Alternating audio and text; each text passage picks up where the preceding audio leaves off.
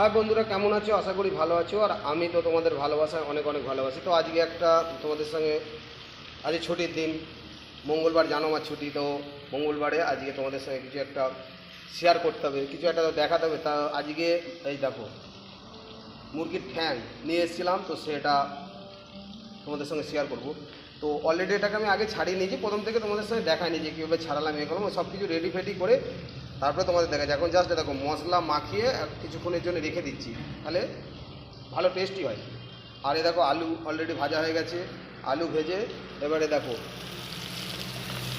মশলা ভাজছি, মশলা ভেজে তারপরে ওটাকে এবার চিকেনের এই মুরগির ঠ্যাংটাকে ভালো করে সুন্দর করে কষিয়ে তারপরে পরিবেশন, মানে খাওয়া। এই হচ্ছে ব্যাপার। তো দেখো কত সুন্দর মশলা মাখিয়ে রেখে দিচ্ছি, তাতেই মনে হচ্ছে, দেখলেই মনে হচ্ছে খেতে ইচ্ছা করবে। দেখো কত সুন্দর লাগছে বন্ধুরা। মশলা প্রায় ভাজা হয়ে গেছে, কারণ আমি শুকনো লঙ্কা বা গুঁড়ো লঙ্কা খুব একটা খাই না, তার জন্যে হয়তো একটুখানি কালারটা লাল হচ্ছে না। তো এটার মধ্যে যদি বলো লাল হলো কী করে, এর মধ্যে চিকেন মশলা দিয়েছি, তার জন্যে লাল হয়েছে। তো এবার আমি এগুলো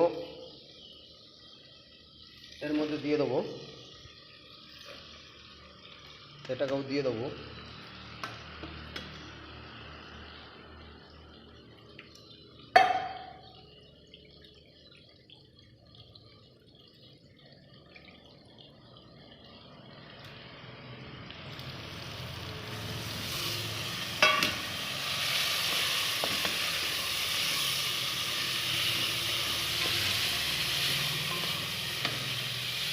এক হাতে ক্যামেরা, এক হাতে রান্না করছি, তো তার জন্য হয়তো তোমাদের সঙ্গে ঠিকঠাক ক্যামেরা দেখাতে পারছি না, ধরতে পারছি না, নড়ে দিয়ে দিয়েছি। তো জাস্ট এখন কষানো হচ্ছে।